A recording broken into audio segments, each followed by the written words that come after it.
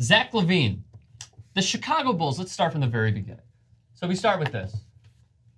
Via Shams. Zach LaVine has agreed to a 4-year, $80 million offer sheet with the Sacramento Kings, so the Bulls had 48 hours to match. And then here's what happened. I'm disappointed that I had to get an offer sheet from another team. It's like, dude, that's business. That's straight business, homie. Sacramento stepped up, made a strong impression. It appears Sacramento wants me more than Chicago. So then Legion Hoops is like, oh, ding, ding, ding, ding, ding. Actually, $78 million is the correct terms, 4 years overall for the terms, and the Bulls match the offer sheet.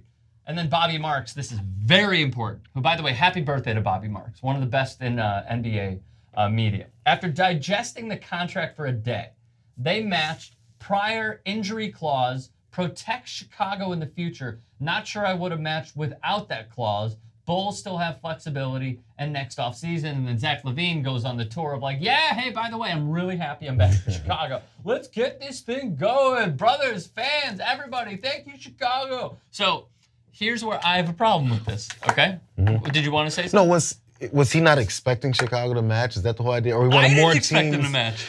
I didn't expect them to match. I totally did. Why? It seemed like that's a guy they want to have around, especially after he came back. We talked about it when he did come back from the injury, and he played a little bit of the last half of the season. It was like 16 a game. Yeah, but he looked good, and it didn't look like he was devastated by it. He's young still, right? So you can bounce back still. It wasn't a 32-year-old coming back from a knee injury. Right, of course. So it seemed like it was at least something to entertain and stay with. And honestly, I think maybe he was just as surprised as you were. But I was thinking, man, I wouldn't personally, if you're gonna get the same money, nearly the same money, go to Sacramento versus stay in Chicago. It just seems like a better overall thing, and I get money-wise, but if money-wise is similar, he shouldn't be so upset. Okay, well, he's not upset. Not anymore. Now he has 78 million reasons to laugh. On top of that, here's why you don't match. Are the Bulls trying to win right now? I mean, I can never tell. We have the tanking conversation all the time, and I don't know when you stop. It's like an addiction. You're like, oh, we're losers on purpose, so let's continue to be losers. Okay, so here's why it's a bad idea.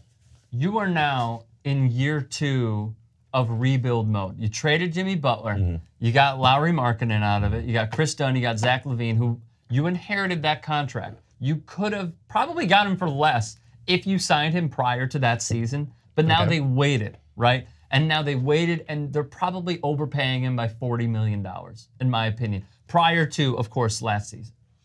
So here's why this is not a good idea.